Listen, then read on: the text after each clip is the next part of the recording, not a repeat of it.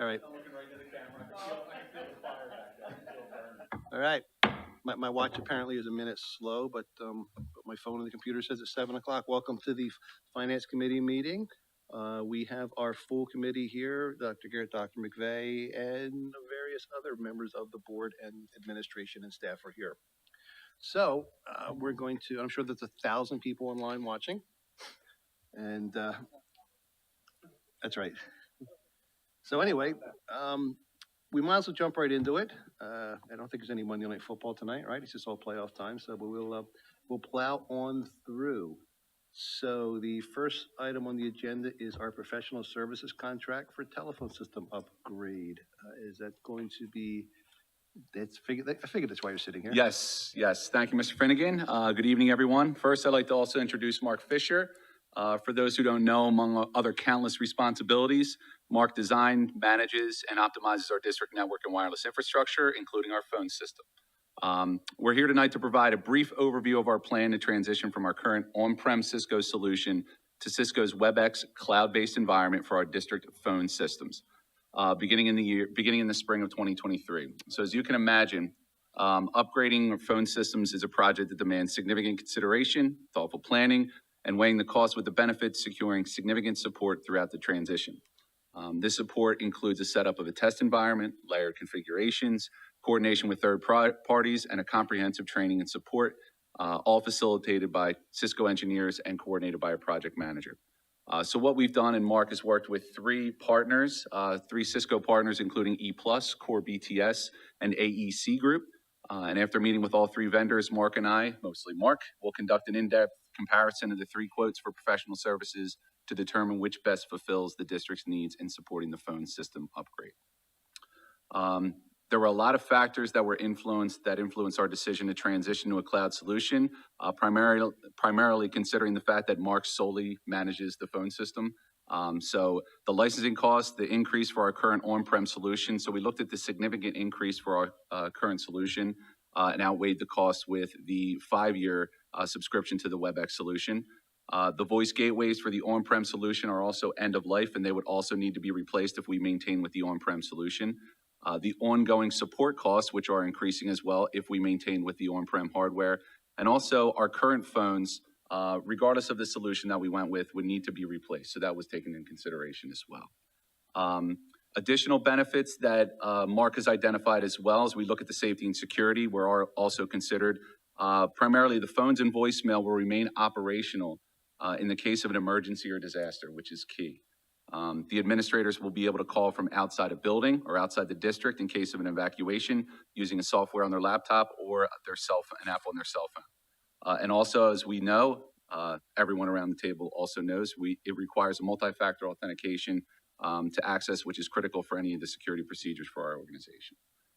The benefits for our staff, before I hand it off to Mark for some other benefits, include the WebEx will allow our teachers to make phone calls from their laptops as well as their cell phones when calling parents or conducting conferences. It's going to be easier to access our district voicemail because we'll all be single sign-on through MFA that we've established for our district accounts.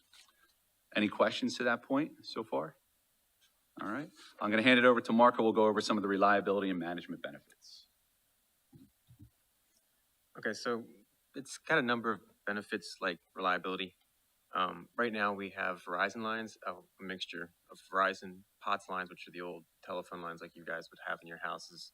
And we have a PRI, which is a T1 line. It's a digital circuit, but it's still over copper. And then we have a SIP trunk through level 3. We've had a lot of issues with the Verizon lines, particularly the middle school. They tend to go down at least monthly, usually more than that, depending on the weather. So this being cloud hosted will go through our internet connection. We have redundant internet connection with redundant firewalls. So we should stay up pretty much all the time. We have not had much downtime as far as internet goes. The hosted solution will be at like geo-redundant data centers. So even if there's like a major disaster in the area, we should still be able to have phone connectivity from another data center elsewhere. And voicemail and phones can all be managed through the cloud. So if our internet's down, if everything's out, power's out, we can still get in and through cellular service, post voicemail messages, post updates, and actually redirect calls to cell phones or through the apps to keep everything communication flowing. Any questions about any of that? And then Yeah, I just have one. Okay. So you absolutely addressed the question that I have. I don't have your expertise in the area, but I think if I heard you right, we do tend to have power outages. You said, if I heard you right, there is a mechanism for us to communicate, which will go to the cell phones we have connectivity to. So even though power's down, then we can still communicate those kind of things on closures. I heard you right? Right, yeah. It sounds like, do we have that now, or that would be a new? To some extent, we do. We have emergency power for the generator, and we have battery backups on all the switches and infrastructure that maintains phones. So usually with power outages, we have at least a couple hours of time. This would be more seamless. So if an administrator had the app on their phone, a call comes into the main building number, it gets forwarded to an extension. So that extension would ring a desk phone and could ring the administrator's phone at the same time. We can also have it fail over, so if the desk phone isn't answered, it can go to the administrator's personal extension, which would be on their cell phone. Okay, great. Thank you. So the handsets themselves, are they gonna be Cisco or? They'll be Cisco. They're actually, we have some of the newer phones as we've been replacing the old phones that are failing. But yeah, the phone system upgrade itself, our phones, the majority of our phones are from our initial install, which is 15 to 20 years ago. But they've lasted very long, so you can look at the longevity of the device is really worth its weight. So They are, yes. We're actually going back. It's a better service, yes. yeah, I didn't believe they were that old either, but like, as I was just talking to Vicky, my children are 12 now. They were installed before my children were born. So, they're out there. Like I know, like on my cell phone for work, I can do either a Cisco Jabber call, a WebEx call, a Verizon call, or a Microsoft Teams call. And I know we're also looking to pretty much get rid of all the Cisco, and I think we're going in the Teams direction, just because of the worldwide connectivity we need. So, but you're going to stay with the Cisco handsets and that. Right. So the issue is we looked at Teams, and Teams is great for offices where you have one-to-one. It doesn't handle as well some of the call features, like having the phones transfer over if they're not answered, multiple people having the same line for office staff and stuff like that. So it just didn't quite get all the features that we needed. Yeah, I know that when we're using the Cisco Jabber, it's pretty good at following you wherever you want to say it should go. So, yeah. I don't know why we're not looking at that, but you can ask Mark. This is, yeah, the Jabber client would be what the administrators would have on their phone. Okay. So it'll work with both the physical phones and the Jabber client on their phone or their computer. Yeah, and I just like on the Jabber client, we actually know if someone is in or out, which Teams doesn't really tell you that as well. So, okay. Any other questions? No? Okay, well. I heard Dan say that you were the sole manager. Somebody else knows how the system works, I hope? We're working on that, yes. It's part of the reason why we're proposing the professional services, because for Mark to take this on, in addition to all the other responsibilities, would be too overwhelming. So the professional services, we got 3 quotes, like we said. The first one was eye-opening, so that's why we got competitive quotes, but something that Mark has the expertise in the architecture for the design and what we need to get out of it, to be able to have the engineers to look and help with the transition. He knows where we're going. They can tell us how to get there. Okay. Yeah, I will say that the new system is much easier to use from an administrative interface. Because it's all cloud hosted, a lot of the details on the back end, we don't have to worry about anymore. So that makes the whole system much more simplified. Thanks. And Dan, this is in the your tech capital plan, the last one we looked at, or is this going to be additions or? This is actually not an addition to. This is, and that's why we're getting nervous with that first proposal. This is something we'll be able to encumber in the general operating budget, but it wasn't something that was proposed to this level last year, because the professional services level, because of what's involved, was a lot higher level than what we thought. So we're just putting it for everyone's review to maintain transparency, but it will be maintained out of the general operating budget. Great, thanks. Mhm. Any other questions? No? Okay, well, thanks, gentlemen. And I guess we're gonna move along now to procurement cards, which we've had, I've made some statements before where we used to have a one-page summary in the monthly and quarterly budgets. And, I get some more detailed reports, but some of the board did have some questions about, how they're managed, who has them, what are the procedure behind them. So I asked Mark to put together some information and a presentation just to bring us all up to speed. Mark?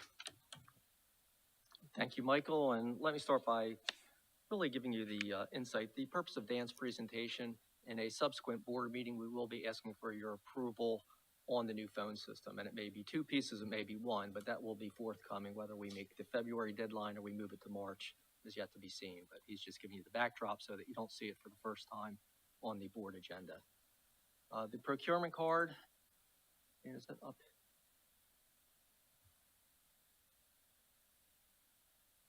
We have a couple things to talk about with the procurement cards. Procurement cards are the district's version of a credit card. It allows various individuals to make purchases. It is a very prescribed process, so we have a standard operating procedure which has been attached to board docs. It is being displayed up on the board as we currently speak, so it is available for your review. We follow it very closely. We have 34 procurement cards currently issued. There's a bulk of them in administrator hands. We have 16 administrators that have procurement cards. We have 7 supervisors that have procurement cards. The rest of them really fall into the instructional arena. We have 4 procurement cards in family consumer science. So when they make their trips to Giant or Walgreens or Acme, they can make their purchases for their classroom materials. We have 5 in the arena of special education for the community-based instruction. So as they take students to the various community-based programs, whether it's going to Wendy's or going to Giant to get exposure to some of the life skills, they can utilize their procurement cards to purchase goods and services. And our final one is actually with the band. The band I used to have with Anton Romano is now with Andrew Whistler. There's one procurement card. The levels are defined, as you can see, actually within the standard operating procedures. Administrators have up to 5,000. We will bump that for any one of the categories for very specific needs. So if there is a professional development that includes multiple individuals and that registration is 10,000, they will notify Penny Schaefer or Supervisor of Business Services. We will then increase their threshold for that purchase and then bring it back down the subsequent month. We have very little, if any, issues with our procurement card. The biggest issue that we tend to have is fraud that is unrelated to any district utilization.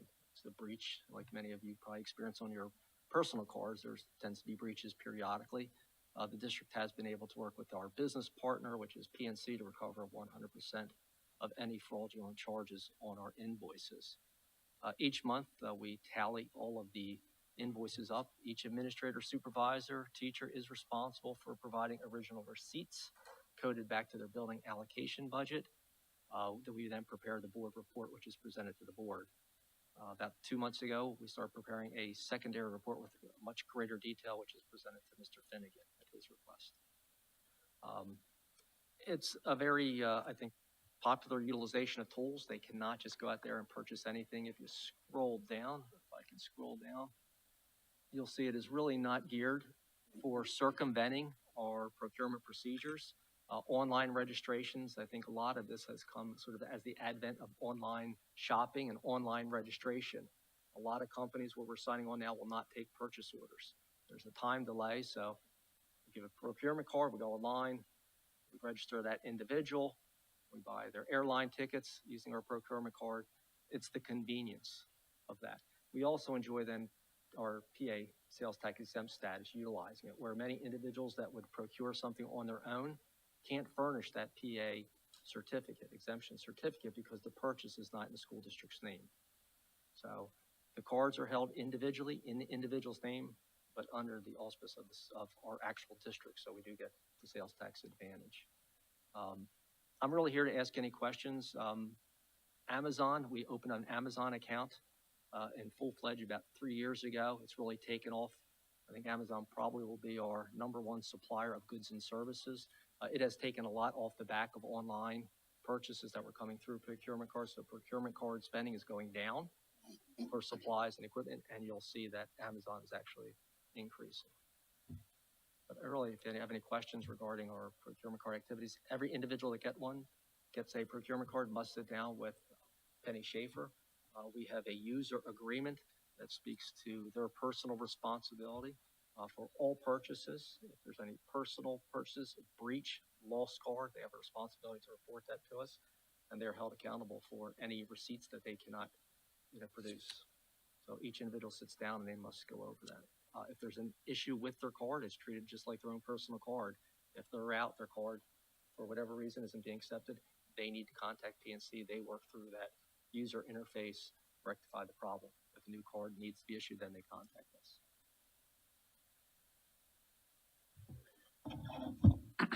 What is the oversight or audit process to make sure that the card isn't being abused and used for non-school purposes?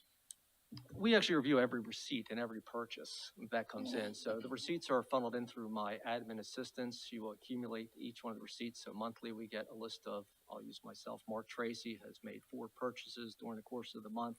We see all that information just as you would on your regular MasterCard, Visa, American Express statement. And then we have to have a receipt that matches exactly that expense. They will also code it right to their expense budget. So if it's a supply, it has to go to a 610. If it's equipment, it will go to 750 account. The more information, actually with Mr. Finnegan's request, we've even asked for additional information. So if it's a registration, we need to know the name of the conference, all that comes through. So there's a lot of documentation. Some of them are better than others, like any type of procurement procedure. Some of them we hunt down month to month, but they are held accountable for 100% compliance. And I'm more than pleased with the SOP and the procedure for signing up and the internal checks and measures. And then with the addition of the reports that I get every month, and there's another level of check that I'm not looking against the account codes, so they don't have them all memorized, but I do kind of look through to see how they're coded against the eligible charges. And if there's I have any questions, I get back to Mr. Tracy. So I think since this was an area that I was not worried about, but it's an area where a business or a company can get in trouble when people start having procurement cards. So I am very happy with the way the oversight and the levels and the details we're going. So I don't think that we're going to have any issues. I think it's very well controlled. And I think Dr. McVeigh, you had asked about how it gets charged back to an individual budget item that actually is in the account codes. So it lines right back up. I guess, Mr. Tracy, the corporate or the district's Amazon account, how are they tracked and reported individually? Do they have to give you their individual Amazon receipt? I know you'll probably have one master account on that, but since that's not a procurement card, what's the flow of that? It's getting better right now. Actually, we're utilizing a couple features within Amazon. We have a corporate account, but there are individual accounts within Amazon. So Dan McGuire has an account. I have an account. Mr. Woolhoff has an account. Dr. Blakey has an account. We all have individual accounts that are under the district. All those purchases we can see being made on a daily basis. Each individual then receives a statement, must forward over their online receipts as well as any type of packing slip that they may receive when the goods and services are received. So we do rely on the individual. So if Dan McGuire purchases a network switch, we are, really relying on Dan then to furnish us with that information that it not only was purchased, but it was received. They are matched up, and there's a lot of work involved, and Dawn Fisher has been really working to streamline that process. One of the things that we're working on implementing now is going to be an encumbering feature so that we can actually ensure before the purchase is made that an account code has been entered and that there's money available. That's one of the shortcomings right now of online purchasing, that there's no check and bounce. Many of our orders go out, we encumber the funds against that order. With Amazon, you really don't have that luxury yet, but our new financial software does have that feature. So we'll be rolling that out probably within the next 6 months so that individual has to have money available before they can make that purchase. And then it'll actually encumber that money from being spent in another avenue. So it's getting better. There's a lot of transactions. If you would look at the Amazon bill, it's probably 70 to 100 pages in depth because it's a lot of very small purchases. So So there's a lot of tracking that occurs. Will there be a similar SOP for Amazon Well- purchases and end user agreements? Not necessarily for Amazon. We hope to fold it right underneath our procurement procedures, because once we get the encumbering process, it'll follow the purchase order procedure. It's placing a purchase or an order as if it was any vendor, once we can do the encumbrance. It'll be issued a purchase order at time that they make that order. Great, thanks. That's on. Anyone here have any questions? I know that it's been, oh, do you have a question?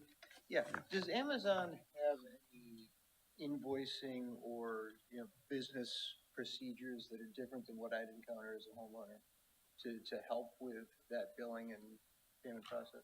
They're getting better. Yes, there is. I mean, we are treated like a corporate account. At first, we had a Prime account. It was a little burdensome then.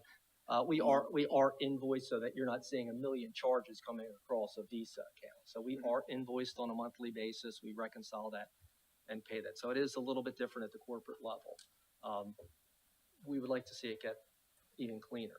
We can do online payments with them, which we have not. We're still cutting checks to Amazon, but there's a lot of those things that I think are kind of evolving as more and more districts are utilizing Amazon as one of these sole source providers. Thanks.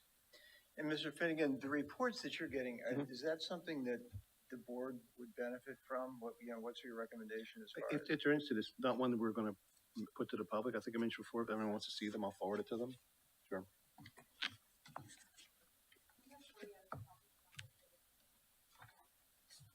So we have 34 credit cards out.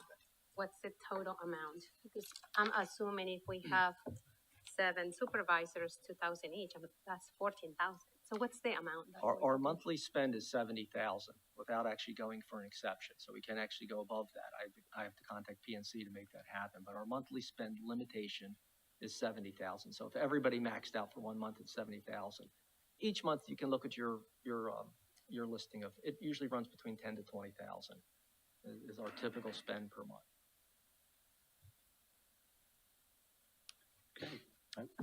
So, yeah, thank you, Mr. Tracy. I think, as Mr. Finnegan said earlier, this was, I think I think we're happy with the process, and I appreciate you going through some of this additional things. This was really more with the perspective of preventing any future things that maybe some of us have seen in other organizations, as opposed to anything that we've seen specifically here. So that was the backdrop. And Mr. Finnegan referred to it earlier. I'm always trying to connect when I see those, that it actually goes back to the line item. And obviously our budgets are always balanced. I couldn't make the connection between how it actually fit in. So I think this report connects the dots. And that was my question was, when these are made, the purchaser understands that it is something within the budget that they must deal with, their own budget, and that it goes back to a line item. And that's also, I mean, when I see the big one, like in number 7, I think I see and I understand the online enrollment for personal development, but those budgets are determined up front, how much that is, and they know that that's going to come out of that. So it's not in addition to, it's under the heading, and it's tracked back, right? Whatever it is. Yeah, there's a lot of checks and balances, Right. and all the administrative supervisors, even the family consumer science teachers, everybody that has a card clearly understands that they not only are responsible for the card, but also for the fiduciary responsibility and with their Right. account code. Yeah, and I'm really good with that. Again, for me, it was, when I saw that, originally when we saw that on the report, I personally couldn't connect it back, so I appreciate that extra step. Thank you. Any other questions, Mr. Tracy, on procurement cards? And if you want the monthly reports that I get, just let me know. I mean, I'm not just gonna automatically send it to the whole board, but just let me know and I'll copy you in. Yeah, and that goes for any of the items that you see on the bill list. I mean, either in advance or after the bill. If you see any bill that you just have a question and thirst for knowledge and want to dig a little deeper, we certainly will provide it to you. Great. Now the fun part, we're gonna talk about our first preliminary budget presentation. Okay, attached to board docs and hopefully conveniently here displayed on our screen, as well as I made handouts for you to take any notes that you may have. We'll try to go through this relatively quickly. Dan, are you controlling the actual slide? No, I can, I just don't see it on my. Okay, I just gotta scroll. There we go. Thank you, Dan. Okay, the first slide is where we are at today, January 23rd. We're just gonna follow our agenda item just to give you sort of a look into the future. Tomorrow, we will actually be posting on our website our PDE form of our budget, which is very difficult for anyone to really interpret other than those that are in the business, but that is the requirement that that goes on display 20 days prior to any approval of the preliminary budget. So we are following the Act 1 guidelines. So tomorrow we will actually be posting that on our website. February 6th, we have our design team, that is Breslin, will be here to present some of the exterior design concepts for New Garden Elementary School. Mr. Woolhoff will be here to present our 5-year facilities long-range plan, and we'll be really running through any outstanding issues with the 23-24 budget.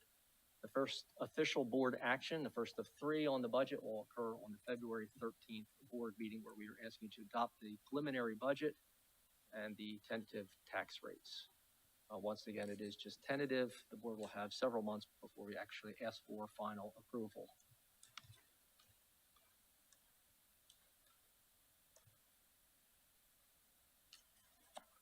On the next page, I think we'll have at least be able to share some good news for you. Our proposed real estate tax increase is less than 1%, so 0.93%, which is the lowest that I can think of in multiple decades at Kennett.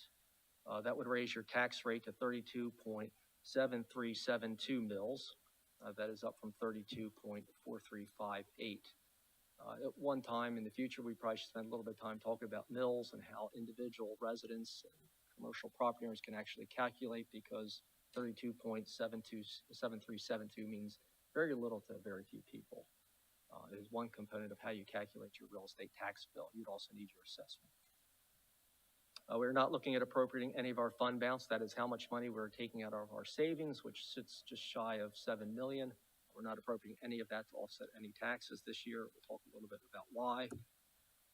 State subsidies, we have not included any increase. They called it a hold harmless provision, which means we are taking what we expected to receive in 22-23 this fiscal year, and we are budgeting that for next year, with the exception of those that are tied to payroll, such as pension and Social Security. So you'll see some movement in those areas. But our big ones, basic education, special education, we are holding them harmless.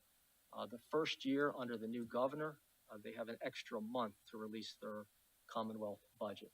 So typically we would have a presentation in February talking about these are the anticipated revenues after the governor has released his budget. We're going to have to defer that a month because it is the inaugural year. So once we have that information in hand in March, we will adjust our budget accordingly. Mark, just so I'm keeping track, appropriation of fund balance, which fund? General fund. Thank Everything we're going to be talking about tonight is general fund. Thank you. Yeah, in the past, Dave, when we had tax increases that we felt were higher than we're comfortable with, we would actually bring down, say, 1.2 million from the general fund and add it into that year's budget to lower the tax increase. But the reason we don't like doing that, it means that the following year, you're automatically down that 1.2 million. So, and all the times we've tried to bring it down, I think probably all, if not all, we've always managed to balance the budget without that drawdown by the end of the year. So even though we put them in the preliminary budget, we didn't actually use them in the end. So that's the idea behind that. And the final item there, the Act 1 index was 4.1%. Since we're not looking at exceeding 4.1%, on the contrary, we're much below that. We don't look at taking any exceptions through PDE.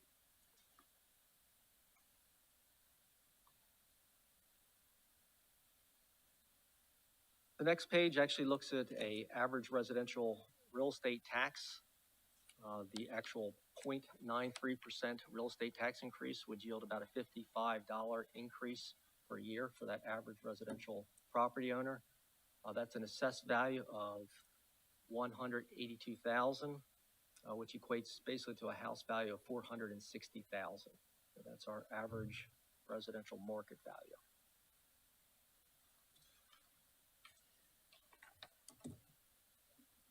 That's the fair market value, not the assessed value. That, the assessed value is 182,329. Okay, okay, thank you. And then using the common level ratio, which is 39.5, it equates to about 460,000 market value.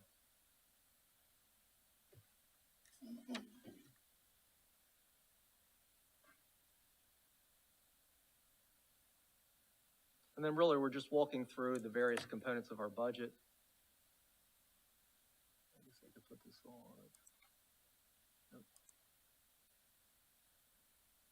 And where's the projection?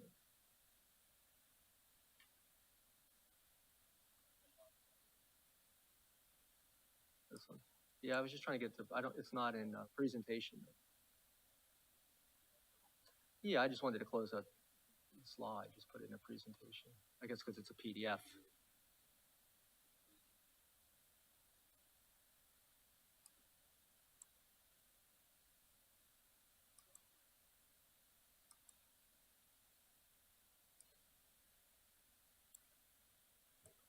Where's Mark Fisher when I need?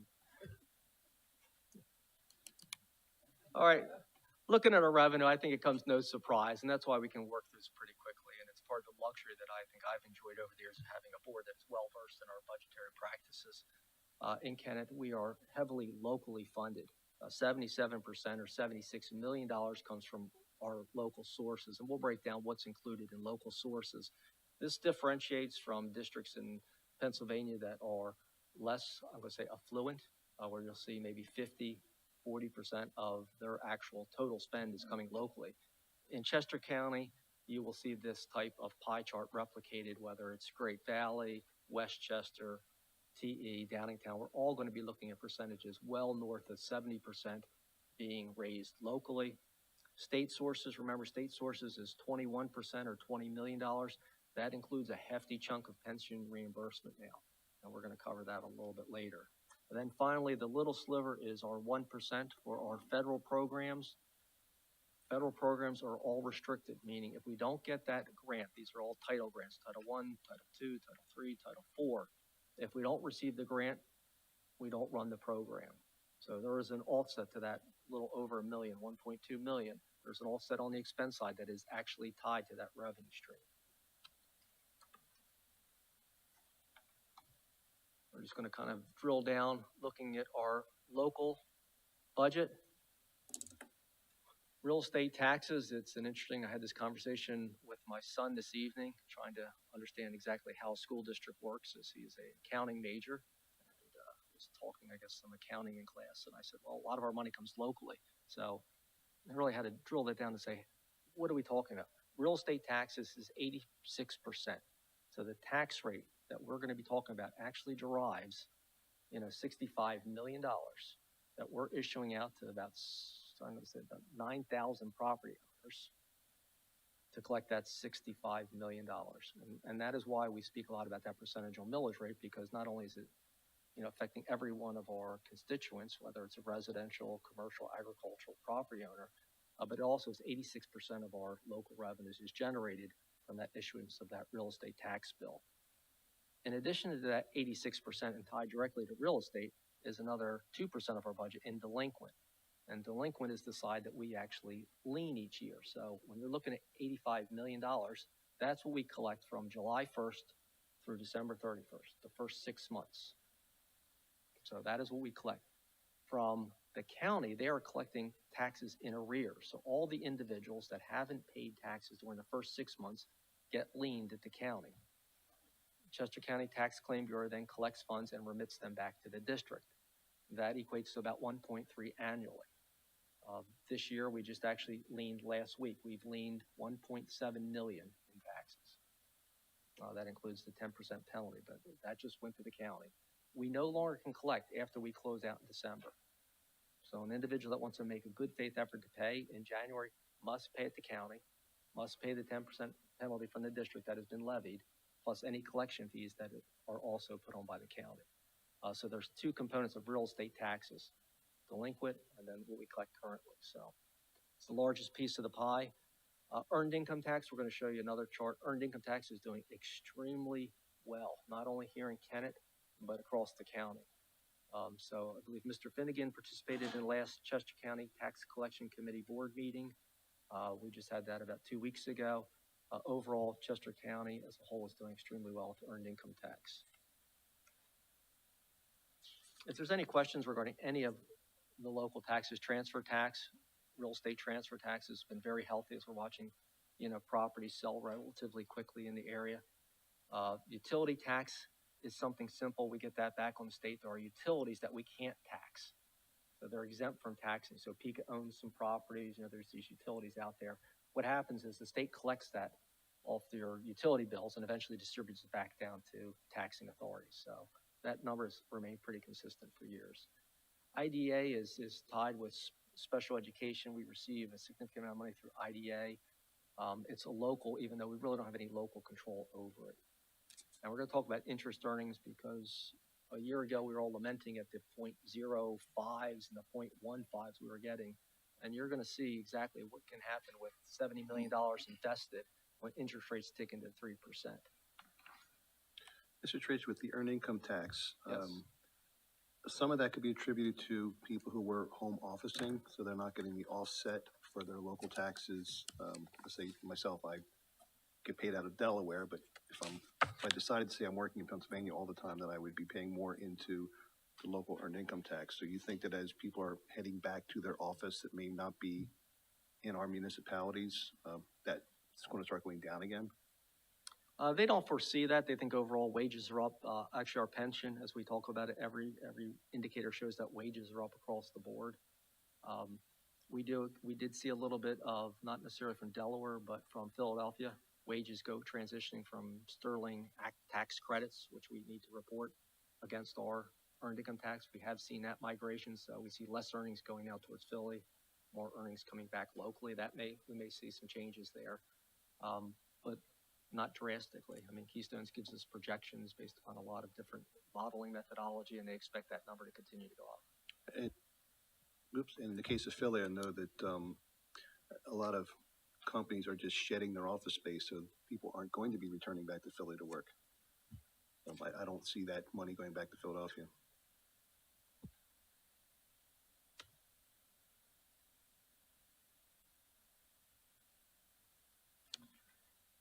All right, our real estate taxes, there are two components of our increase. One is the increase in the tax levy, moving that number up by almost 1%. The other is just the growth in our assessment base. And we presented that back at our December board meeting. So the number of taxable properties, or the value of the taxable properties across the whole, has grown. So even if you didn't raise taxes, you would still see an increase of a little over 800,000. That's all the new properties coming online. There are very few deletions of property. They get repurposed, but very few things come off the roll. If a municipality buys a parcel of ground, that will come off the roll. If a property, is terminated due to a fire, that'll come off the roll, but the land won't. But all the new ads that have come on, the apartment buildings, extensions, decks, new dwellings, new developments, they're all direct ads. There are some other reductions such as tax assessment appeals that comes against us, but the net was $800,000 of new dollars coming in without changing a tax rate. The actual then increase brings in another $622,000 of new dollars. So when the borough bought the Genesis building, that got removed from our tax rolls. So what was the income there prior to when it was taxable? I'd have to look that up. I would venture it was in the tens of thousands, but I wouldn't know the exact number, but I could look that up. Okay.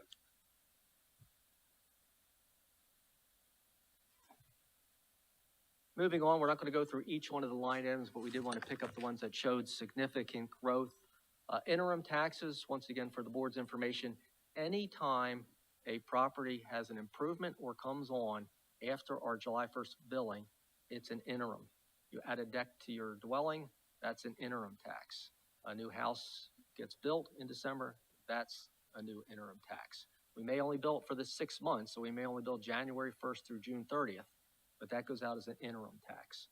If you've resided in your property, that's under regular real estate taxes.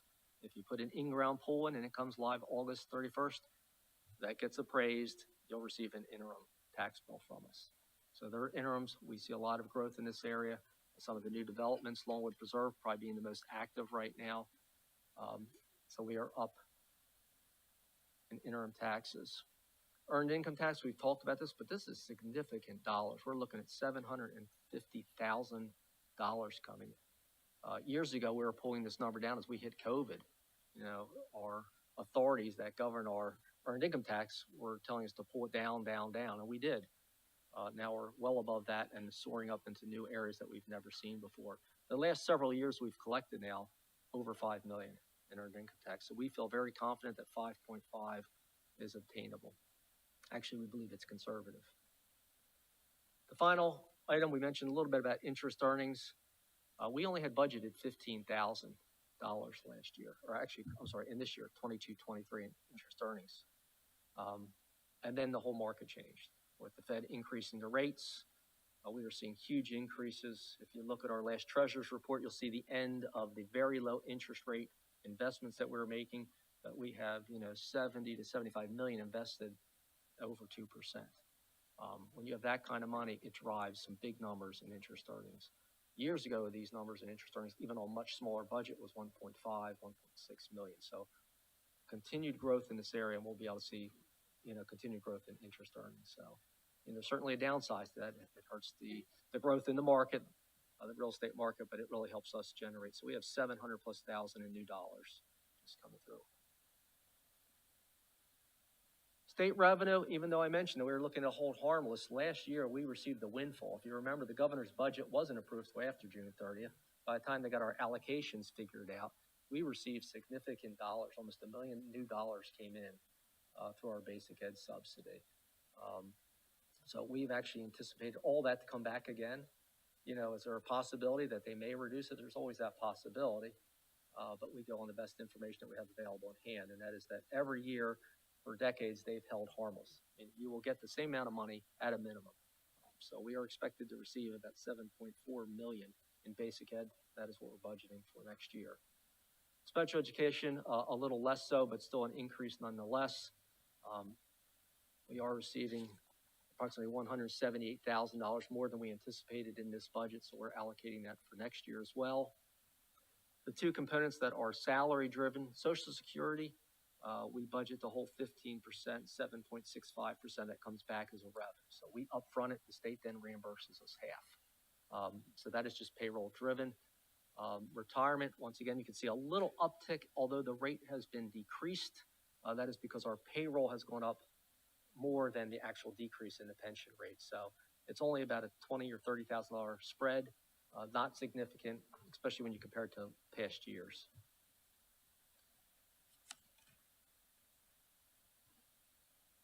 Expenditures, and remember, for the last 5-6 months, this is where we've been really focusing our finance committee, looking at the expenditures, building up to it, taking a look at salaries, contracts, various departments. When you look at our budget overall, very labor intensive. We have salaries over here, $36.5 million. That represents 37% of our budget. Benefits, which includes our pension, medical, prescription, dental, all that is in here. That's 25%.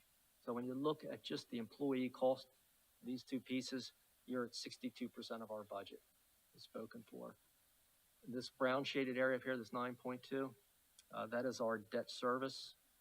That's another component. So when you really start looking at how much discretionary, funds are available for board scrutiny, there's not a lot once you get past these three blocks.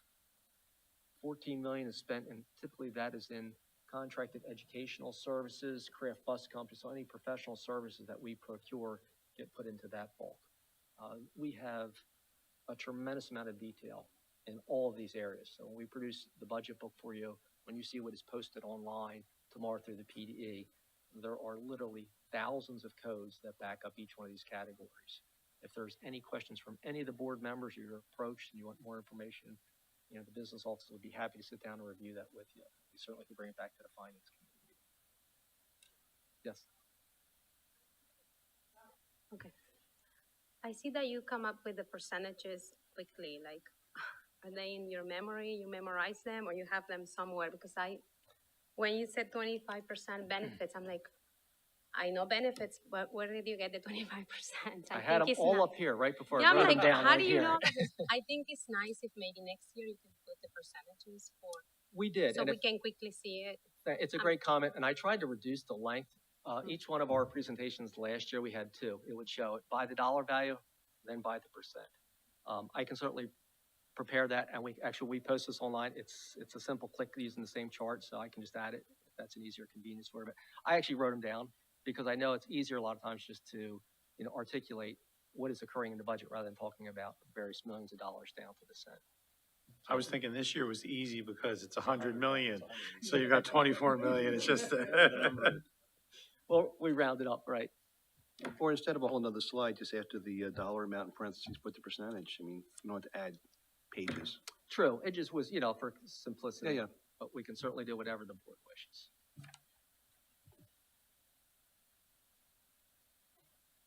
And really, rather than take a look at all the items that just roll year to year, we try to pull out and take a look at the differences in each one of our categories. Salaries, rollover of existing staff is just shy of $1 million. That is taking all of our categorical classifications, teachers through their CBA, admin through Act 93, the various support staff levels are all rolled over. That was a little less than a 3% increase rollover. We did cover salary and benefits at the December Finance Committee meeting. $990,000 was the cost of that rollover. New positions, we did meet, we actually secured staffing requests from all of our buildings, from all of our departments. We had a team meeting, cabinet meeting we went through. We whittled down some 17 requests for staffing down to the 4.6 that you're seeing included in the budget. Predominantly, we're going to have 3 ELD teachers, one at the high school, one at the middle school, one that is going to be at the elementary level. There's an MTSS coordinator at the middle school. They're going to free up one at the high school, so actually there'll be an MTS coordinator at the high school and one at the middle school. And then finally, a 0.6 math teacher. So they are the adds to our staff. When you look at the supplementals, that is all your coaches, extracurricular activities, mentors. We did have some large changes in our collective bargaining. We have a significant amount of instructional team leaders now that we didn't have previously. Mentors this year, we have 52 mentors for our new teaching staff. That's somewhat of an anomaly. I would expect that number to go down next year, but it's a relatively large number. It is a 2-year program now, so I did have to budget for all 50 mentors that are currently in this year, next year, as well as put some vacancies for new teachers that come in that way in their first year. And then there's a point value escalation. Each year, we're going to see roughly a 3% increase in the point value for each one of our positions. So if you're a coach, roughly you're going to get a little bit less than 3% a year increase on that base. But there are supplementals under $28,000. Mr. Tracy, are supplementals, is a level 1 supplemental the same no matter what department you're in, or does it change from department to department? Department by department. So department chairs is based upon the number of individuals, and I'm looking for Dr. Barber, that fall. So there's categories within the CBA that talk about the number. I believe there's 3.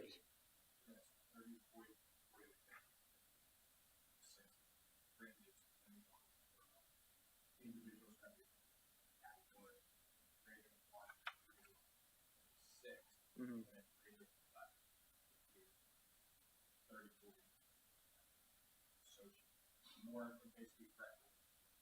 More people you are working, more points you get. Thank you. Thank you. And the majority, everything in the supplemental category is collectively bargained, even if it is not held by a collective bargaining unit member. So an individual that is a parent that is occupying one of our coaching positions is receiving the actual contracted numbers that were based on that collective bargaining agreement. So benefits, we did an escalation in our medical, was up 3.77. Prescription was up 7.88. We will have a second look at that renewal. They are self-insured. I would expect that those numbers will come down. So that'll hopefully be a positive area. We are trending really well with our claims in medical and prescription right now. So I expect those numbers to come down. Social Security is up, as I mentioned many times now. That's just part of our salary increase. All the balanced scorecard initiatives were solicited and incorporated, so any of the balanced scorecard initiatives that have been presented to the curriculum committee, if there's a cost associated with it in year 23, 24, it has been budgeted. So there were no cuts made to any of the requests to fund the balanced scorecard. So all of those numbers are incorporated. 85,200. There is other money that's being spent certainly for balanced scorecard initiatives. They're just being incorporated within our general operating budget. But curriculum writing's a big piece. The Lincoln Sulphur, I just kind of highlighted a few. Degree programs, they're still working through some of the initial costs. So that is, I'm going to say, a rough number right now. I know that Dr. DeAngelis and Dr. Barber have been working on the degree programs, actually defining on how much additional supplies, equipment it will take. But we just put a placeholder of 40,000 and incorporated that into the budget for next year. Utilities, we already talked about the electrical increase was over 300,000. Natural gas, we were able to lock into a rate which is less than our current rate. So I just locked into a contract that is significantly less than what I'm currently paying. And I did that for a period of 24 months. So I think we did pretty well in natural gas. We're on the market right now for ultra low sulfur diesel. That's 2% biodiesel for our buses. That's on the market right now through the Joint Purchasing Board run by the IU. I will have that number in before the proposed final budget. So we'll look at awarding that sometime late February, early March, and give you a better indication of what that cost will be. Operations, we continue to put $25,000 in operations annually. That is to build up and get their reliance off of the capital reserve account for some minor type of repairs. Technology also, actually it's a requirement now that tech purchases can no longer be funded through our capital reserve account. They need to be funded through our general operating.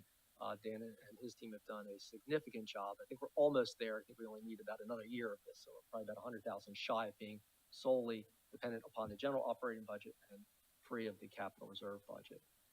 So they are included once again. Mr. Tracy, is Chester Water Authority part of that 320,000 for the utilities? I keep hearing horror stories about how that's going to go up. They are to a minimal level. We actually are tracking a couple of our buildings. Mr. Wolhoff is well aware right now. One of our issues is New Garden, so they've been monitoring our flows at New Garden Township. We don't expect rate decreases, but what we're looking at is utilization because it's based on Chester Water Authority is charging us based upon the meter.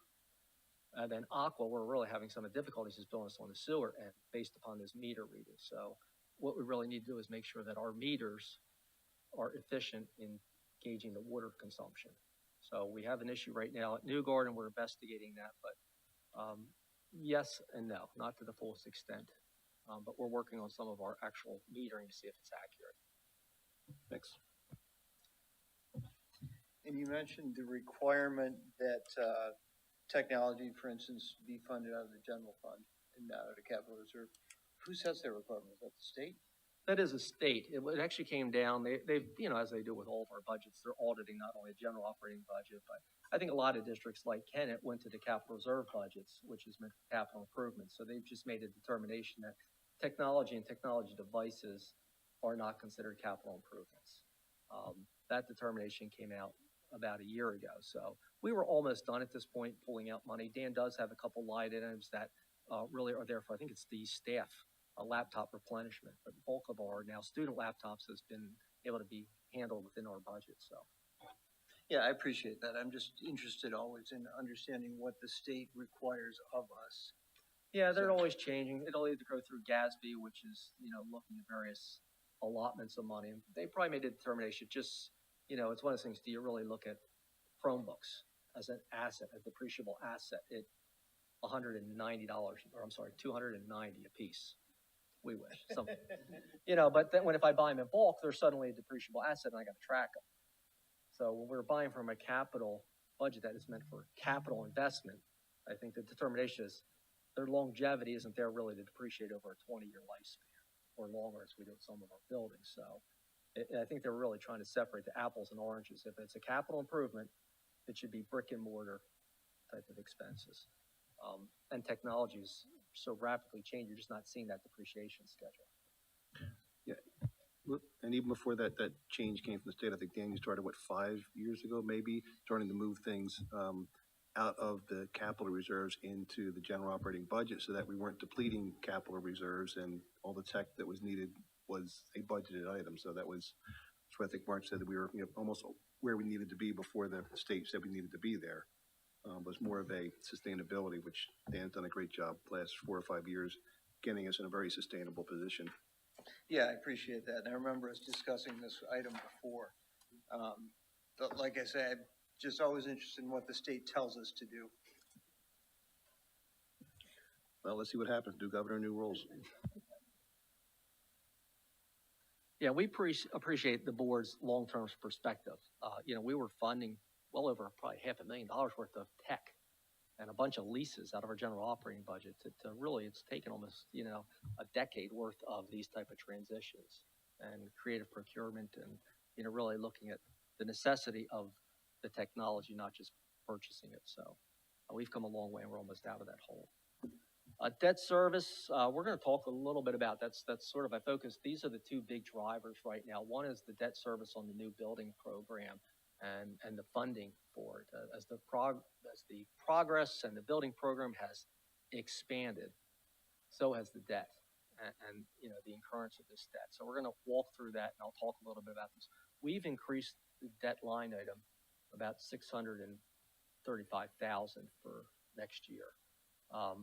We had budgeted 7.25. We're pushing it almost up to 8 million. I still don't think that's enough. I know we went through the building program initially saying we would incur no additional cost in debt service. Some of the schedules now that we're going to see is this escalation in the cost is really, drawing out the duration of that debt beyond 30 years. So we're going to just take a quick look at that. We also have two other items that we put placeholders on right now is the PSERS rate stabilization. We're going to talk a little bit about that, why we've set aside $272,000, and the first transfer to capital reserve at $250,000 is set there. Oops.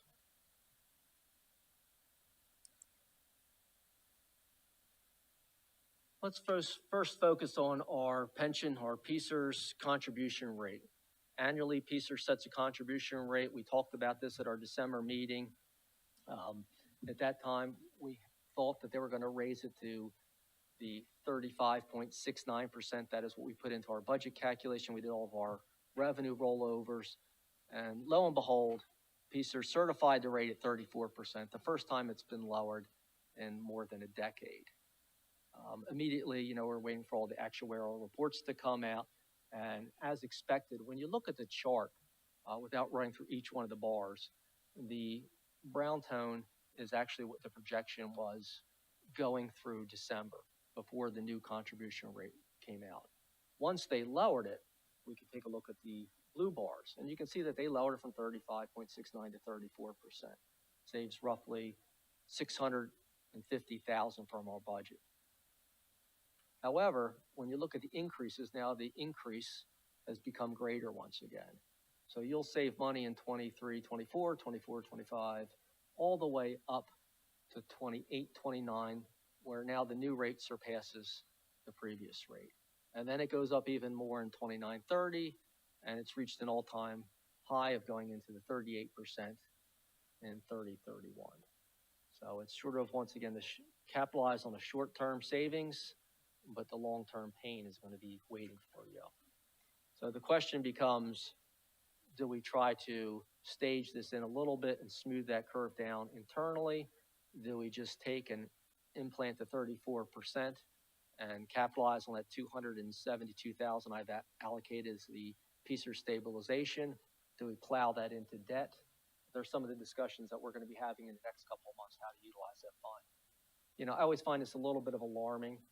There's been a lot of research, and I can share with anybody that wants. They took a deeper dive into what makes the rate calculated annually. If you know that it's a long-term increase coming only 5 years from now, why lower it?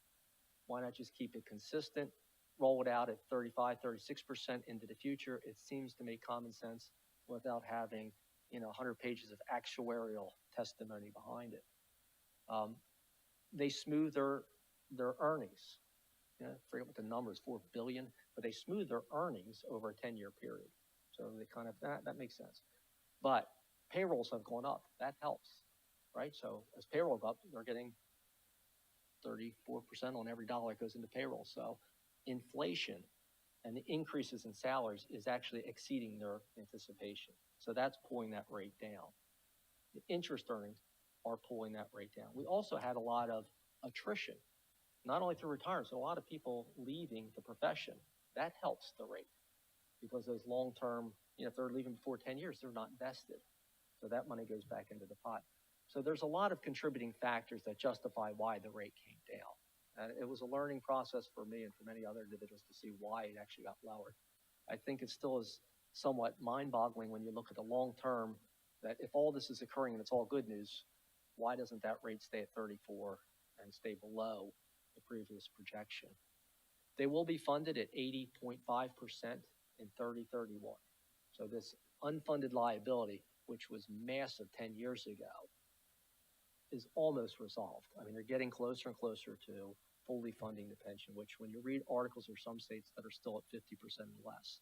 So Pennsylvania has made the commitment to fund the pension system.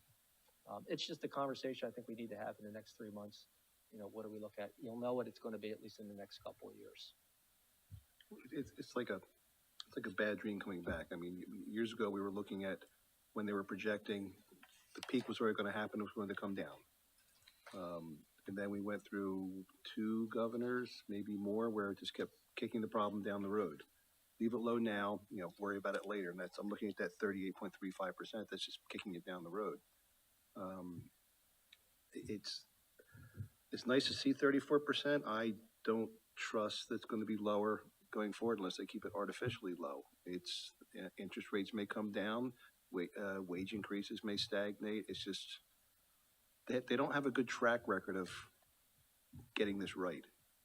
I guess is the only way I can put this. So it's nice to see a lower number, but I wouldn't believe it in the long term. I mean, it'll save the state. Remember, we're looking at Kennett, 90 million, 36 million in salaries.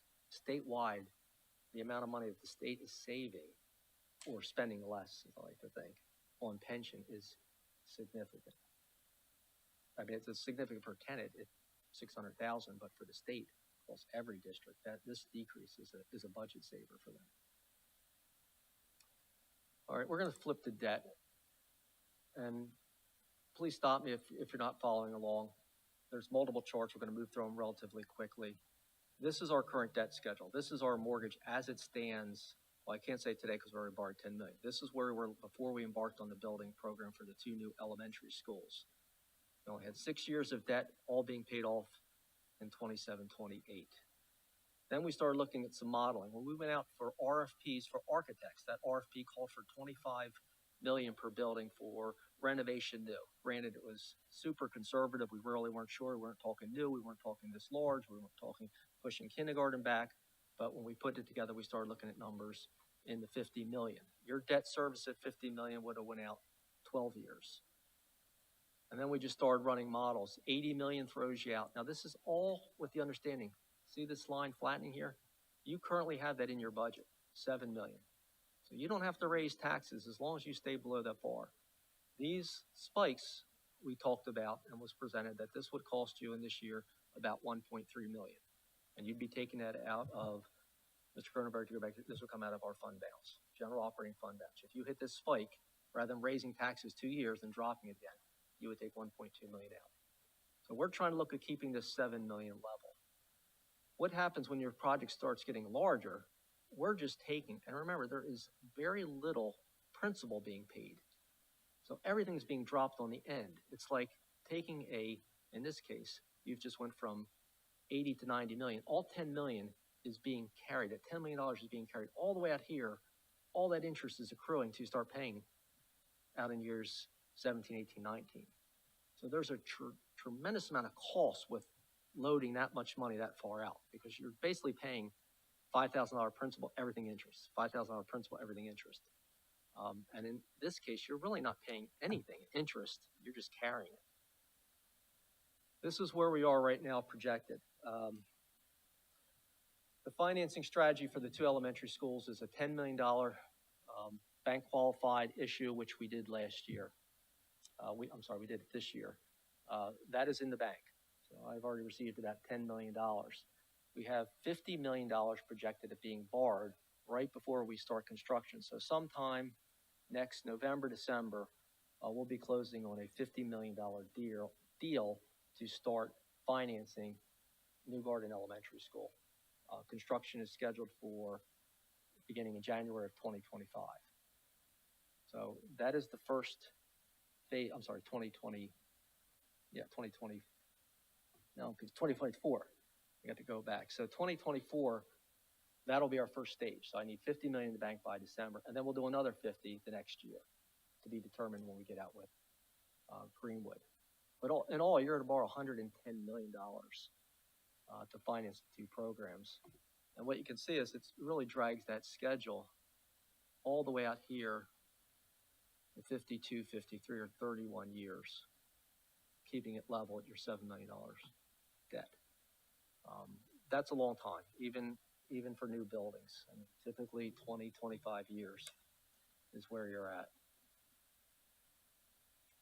This is where you can sort of just take a quick one-page look at how all the borrowings affect your debt and the duration.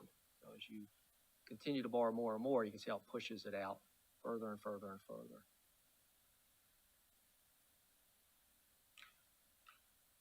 The proposed budget already puts a dent in that. So the proposal has about $700,000 being put into our debt line item. That'll really take us back to right here, 2047, 48. So we really have taken off these 3 years entirely. We're going to be right in here currently. This would be the target range that I would be advising the board to get to. You'd be looking at a bond issue in the range of 21 to 23 years to fall into that category. But that means you'd have to put more dollars into that to shorten our debt service schedule. And that was a lot to take in. Is everybody kind of following what we're doing? You know, the only way to get that down is really to put money into it. So as we raise, you can see that we went from almost to $8 million in debt. That's how we're actually shortening it for 31 years and coming back. If you put another, $250 to $500,000, you'll start getting it back into this 21, 22 years. A lot of it has to depend on when we're borrowing the money, so it's not an exact science because we've only done 10 million of the $100 million that we need to still go out and get. But it is a consideration that I'm asking the board when we start looking at that $250,000 transfer to capital reserve, as we look at the PSERS rate stabilization. I think that currently sits my recommendation. We give serious thought to moving that money into our debt service line and to shorten the duration of this debt borrowing for the two elementary schools. Just to make sure my thinking is correct. So I know that debt service is a completely different line item than capital reserve. Capital reserve is for improvements to existing infrastructure, Yes. and the $250,000 line item is a transfer into that fund for said improvements, Yes. for future improvements that may be. Right. And so the comment you just made is we would want to consider items such as that capital reserve transfer, and perhaps moving that into debt service, or some amount of that into debt service. Exactly. Yeah. Right now, our capital reserve, I believe, is well funded, especially since you're building two brand new schools and one elementary school that is only 12 years old. Mr. Wolhoff will be going through an extensive study of all of our existing facilities, and you'll see for our 5 years, we have projected projects, but nothing of the scope and size that will tap into that 20 million. So I put a placeholder on that 250,000 as we were developing the preliminary budget. If you ask me, my preference certainly to put it against debt. I just think this is uncomfortable locking in future boards to 30-some years. I think that, like I said, the comfort level would be 20 years, 22 years. Because then in 10 years, you'll be looking at debt service that's only 10 to 12 years out. And a board at that time could issue new debt to fill in years 13 through 20. My concern is if you go 30 years out, you're basically saying that the only way to raise new capital is to raise taxes. And the likelihood that every one of your buildings will last another 30 years is highly unlikely. I mean, the middle school's 20 years old. It would have to go almost 50 years before you put any major improvements in it. So I'm not suggesting that, we take a look at the project. I think the project is well warranted. And as we developed the project, I think it was in the best interest of the community to build the two new buildings. When you look at what the existing conditions versus new, it certainly provide you with the capacity and new programmatic needs. But the debt service is just beyond my comfort level for, really tying boards up. You just happen to be very fortunate right now to have a budget that has the flexibility to modify that. And, we can sort of hedge that against the PSERS rate stabilization. But I think that with the, Finance Committee's nod, I'll go back to our financial advisors. We'll start looking at different variations of taking that debt service from 7.75 million up to 8 to 8.25 to find, maybe two charts the board can look at and make a determination of the duration of the debt. It's not really how much, it's the duration of the debt. May I ask a question about how do we stay at this $8 million line? On an annual basis, are we putting the money into an account and then paying it all off at one shot? How does it, this consistent $8 million on the debt level? That is built into your tax base. So you are taxing already in your base. 8 million of that is designated for that line item.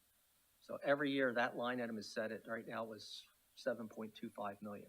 It will be there unless you decrease your millage rate or state funding has a shortfall, but it is built into that piece of the pie. So there's a line item in our budget that has that amount in it every year.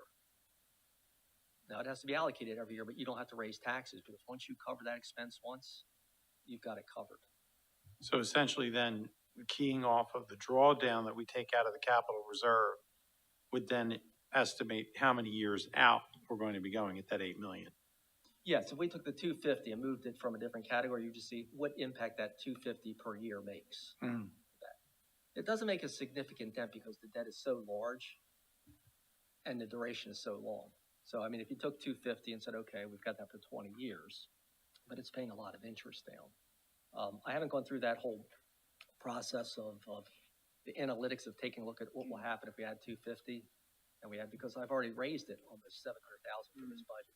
But I wanted to have this discussion at the Finance Committee level before I went any further and said, should I take a look at those other two buckets to reducing the duration of our long-term debt? And the 250 is not being drawn down from the capital reserves. It's just, it's excess funds that we could put in the capital reserves or we could put it in the debt service.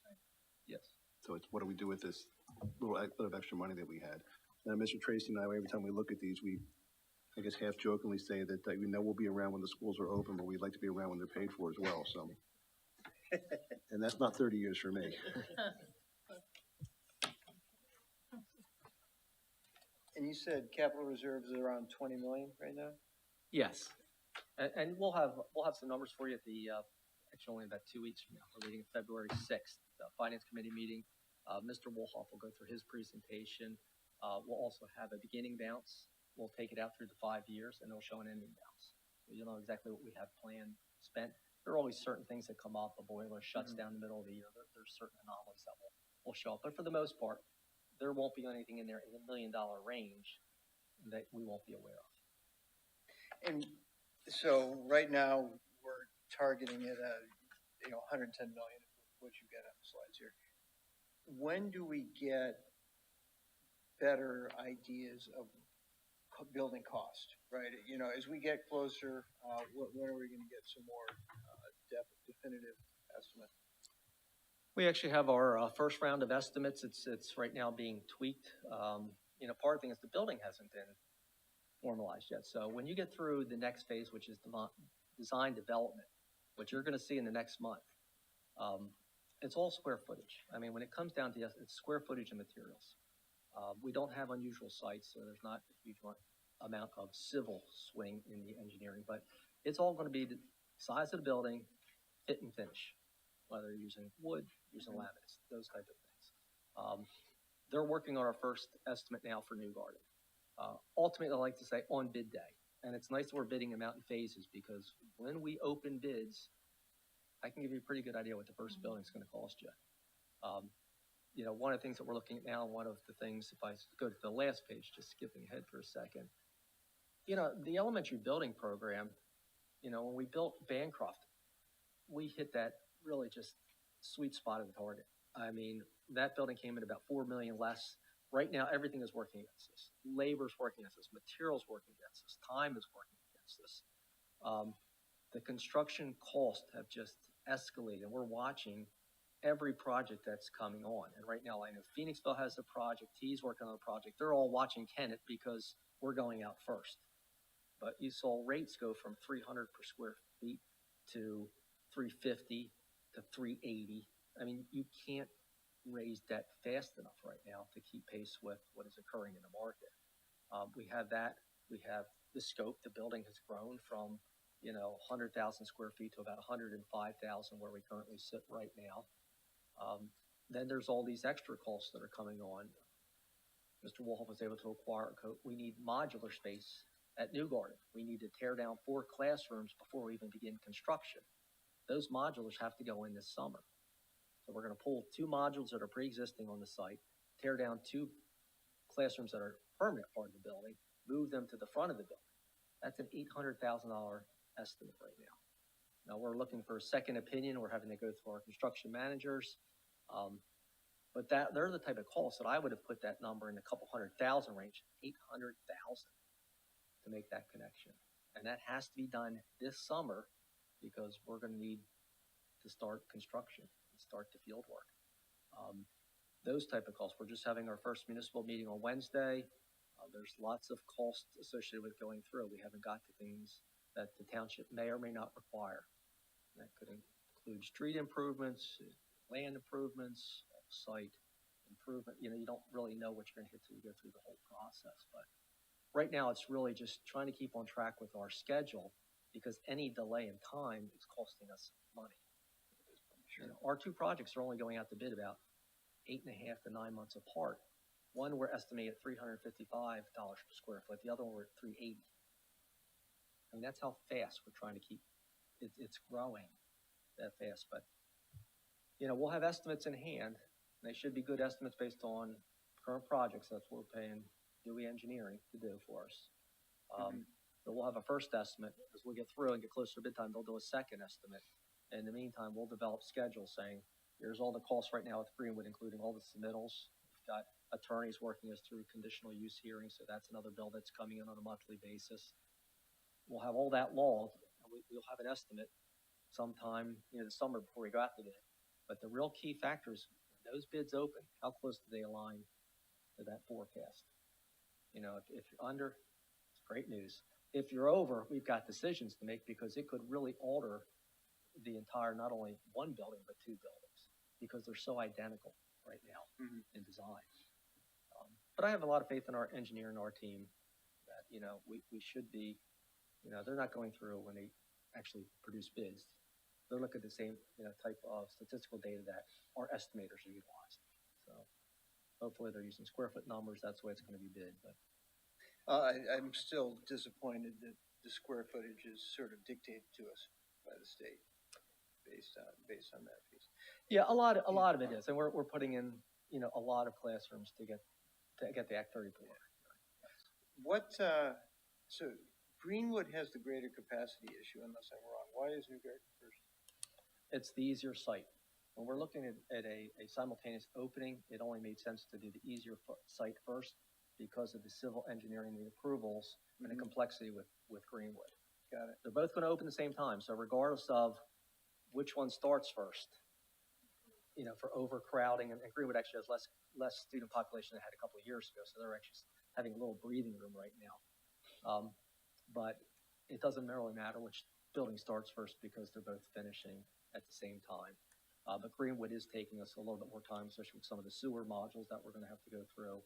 Like I said, part of that building has to be demoed in advance of construction. The site, the topography of that site is much more difficult and limited. The traffic patterns there are already congested, so it's just a more difficult site all the way around. One more question, then I'm gonna stop monopolizing. I apologize to the rest of the team. It sounds like you have great confidence in Dewey and in the fact that 110 is reachable. If the first opening comes in, substantially higher than expected, and that's gonna be, what month is that gonna I think it's September. Yep, so we are, and Mr. Wolhoff is in every meeting. Yeah. Part of the confidence in the team is we will build some safety valves into the bid documents. be? So we'll have, this is our ideal. This is Right. exactly what we want. If we're over by 1 million, well, we may let go of a small group instruction room off the sides. We may eliminate, 5,000 square feet here. We may have to go from terrazzo tile, which is the Cadillac of floor tile, down to Fritz tile. And the Fritz tile is too expensive when you go down to VCT tile. So we're gonna have these built-in safety valves so that if we're a little bit over, we can get it back under control. The concern is if it comes in and it's 5 million over, we're not gonna be able to build in a change like removal of the multi-purpose room. That's too large of a structural change. You can't alter, a lot of the conditions under Act 34. So although we Right. can remove a classroom or specific classroom, we can't reduce our per pupil capacity without affecting Act 34, which then affects your limit. So we're all aware of how tight the bids are gonna have to be. Breslin will do an estimate, Dewey will do 2 estimates, and we'll ensure that at least we have some room when we go out to bid. But a lot of it is gonna be having some alternatives building, alternative deducts. And when you get presented with the bid, hopefully it'll be our ideal. If not, we'll tell you exactly what the options are and how you want to proceed with those options. I mean, it's not too much of a decision if it's terrazzo versus Fritz tile. Right. Okay, it's an aesthetic, it's a, long-term, but we'll make that move. But if it comes to removing multiple portions of the building at some point in time, then it's not going to meet our educational specifications, and you'll have to rebid, and you'll have to redesign, rebid, which then you've blown all kind of timelines and targets and everything else. But if we're going to do our due diligence, Dewey, Breslin, George, to hopefully give you a high degree of confidence, when we go out to bid, it should be close to that. Like they'll feel like contractors, but these are big projects, so we'll have some indications of projects that are opening all around us that are similar. Thank you very much. How much contingency are they building into their bids? Well, there's design contingencies right now. I think it's 10% that they have built into our estimate, but they'll get eaten up the closer we get the bid, because you never want less. Mhm. I mean, just equate to going to buy a car. You go in, this is all we're getting, and they show you what you like, and then it's difficult. So the ads, and we've gone through this, and what you're going to see is a little bit through the next week's presentation. We come to the finance committee in February. You're going to see, I mean, even the exterior, we're adding, stone facade. That's an upgrade. We're adding, architectural elements to the windows. That's an upgrade. It never comes back that, give me CMU units painted in a dull paint. It's give me the tile in the bathrooms and give me, epoxy wall finishes. And it's very seldom that projects build down. They build up in size and they build up in material cost. So, but we'll keep it in check. As any project does, whether it's home or school. Exactly. And we've done this. We've seen it grow. We bring it back. We see it grow and we bring it back. And it's not just George and I and Dewey, Dr. Blakely, Dr. Barber. We're all sit there and say, what's most important? Instrumental music room, practice rooms, stage. Like, these are all questions that are being handled for the last, several months internally. So, I'm gonna roll you back just one. I know it comes up a lot of times. This is typically an internal chart I utilize. When boards will come to me and say, what does it take to get to zero? What does it take to get us another $1 million? This is a fairly easy chart to read. If you look at the very top line, if you want no increase, we have to move $622,000 from the budget. That'll get you to a zero tax increase. And then it just shows you what happens if you want to go and get an extra 400,000, go up to $1 million. You need to raise taxes to 1.49%. So it just kind of builds this out, shows you what the impact is on your average residential property as you move that up and down. So it's just one of those things on the fly that I prepare pretty much before every finance committee report, so that when we're asked these questions, you know, as Linda pointed out, I don't have all this memorized. It's some of it I just need to reference. So this is a handy dandy reference chart that you can see. If someone said, well, we'd really like to bring an extra $500,000 in debt and leave those other safeguards there, we're going to have to go a little over $1 million. Your tax increase would be, you know, 1.49 and 1.87, somewhere in the middle. So, you know, just feel free to utilize that. This will change as we, you know, move through to a proposed final budget in April and then a final budget in June. But even at the, increasing it to 1.49 million, if you boil it down to the average household, it's $33 a year. So it's on the left, you're looking at the big numbers, but then you boil it down to what the individual taxpayer would pay. It's not that much. You like to have lower numbers, but it's just to the size of the district and our tax base, that's, you know, $33 a year would get us an additional, would take us up to $1 million, which you can apply to the debt service, but they're the interesting things to look at. Right. It's like the whole argument about it's, you know, don't focus on the payment. But the problem with it is that when we do that, it's 55 additional this year, 55 additional next year, 55 additional next year. And so when you increase the percentages, it's exponential on top of it over the long term.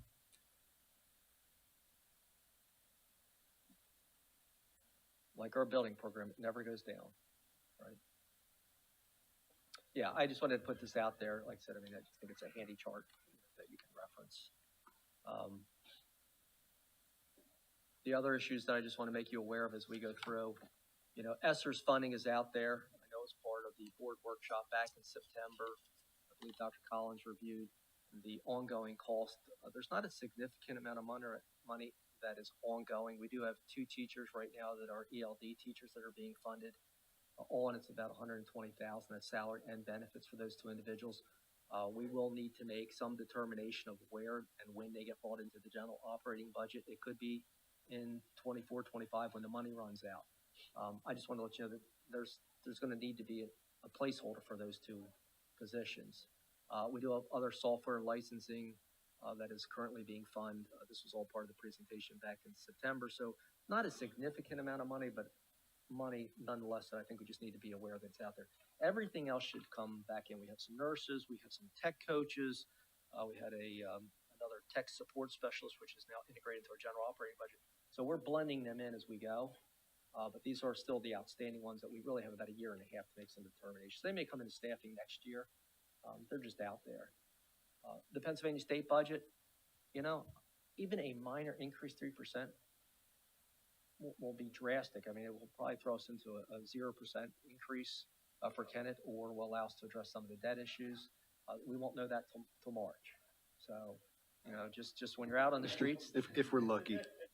Well, the proposed governor's budget will be out in March. Whether or not, we'll know whether it's going to be approved or not. Yes. History doesn't say so. Right. Ready to Learn is still kind of an anomaly. That line item has gone, it was steady at 416,000 for years. Then it jumped to 900 in 21, 22, and then 1.2 million. There is just nothing currently out there available for us to find out what the funding will be for next year.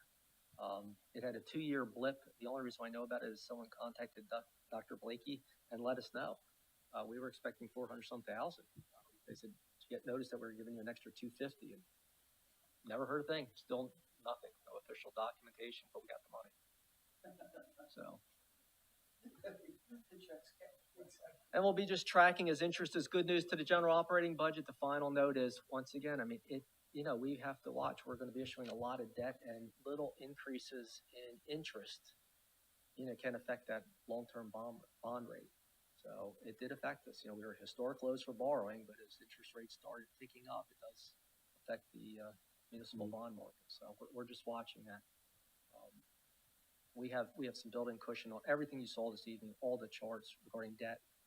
There's at least half a basis point in there. So if the Feds went up another half, it would have no impact on our forecast so far. So we are at least being conservative with our future outlook. So I think that concludes the presentation for this evening. I have Well, any questions on the budget? I have two other things I wanted to bring up, but no, okay. I don't have any questions on that, but thank you, though. This is, I really always appreciate the, I'm not going to say it's finance for dummies, but it's something I'm able to digest, so read it as you will. Not like a policy.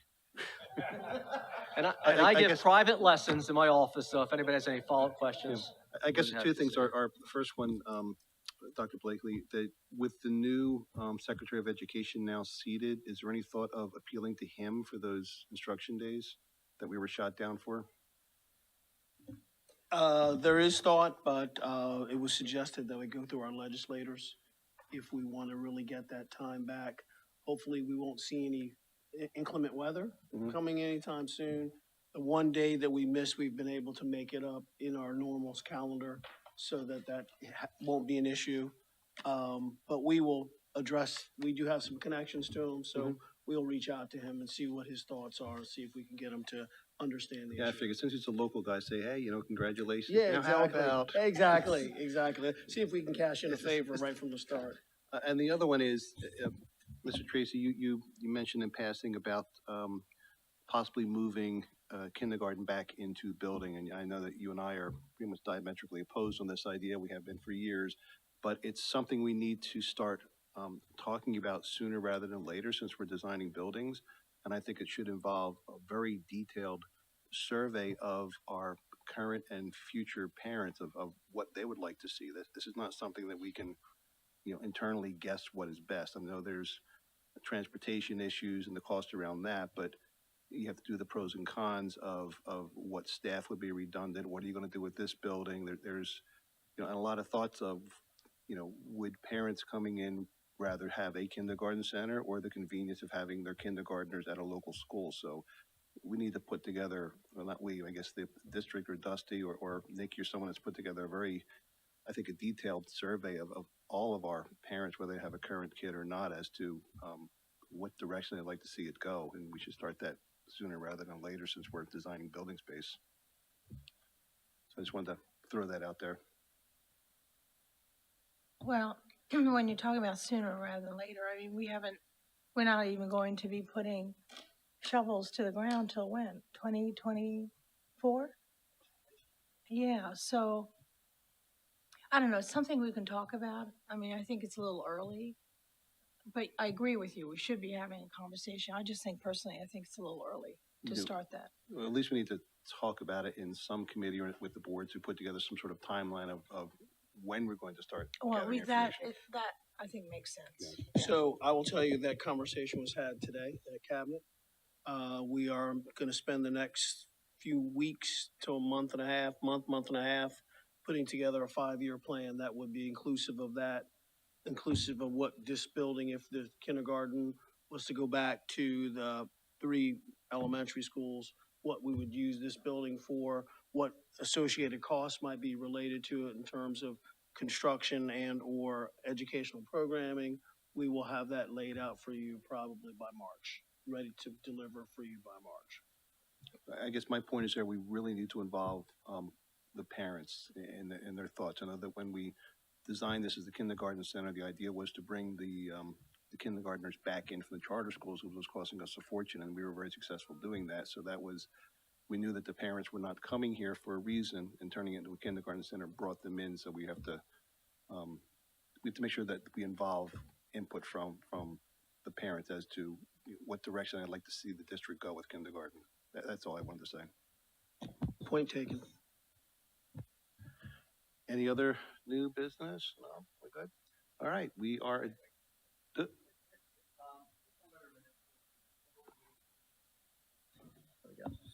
We do have several upcoming contract awards that we'll be looking for board approval. We have Barbicane Thornton, our independent auditors, for a 3-year agreement with a 2-year extension, $25,900 for the first year, and then Act 1 increases thereafter. I have Asset Works. They are our asset appraisal company. We need those to be compliant with GASB 34. We've had them for decades. There's a first-year charge where they'll come into a physical asset review. Then we do periodic updates for the next 3 years. Then they'll come back in and do another physical review in the 5th year. all in, that's about a $29,000 contract for all 5 years. And finally, we have Milliman Associates. They are also a required actuarial firm that we have come in. They are keep us compliant with our GASB 75, which is our OPEB post-retirement benefits other than pension. So they are also requirements. So I'm waiting for their delivery of their proposal as well. But these are all necessary outside professional services that we require. All three are up for renewals. Save that for Monday. Okay. Well, thank you. I guess at that point, then the meeting is adjourned.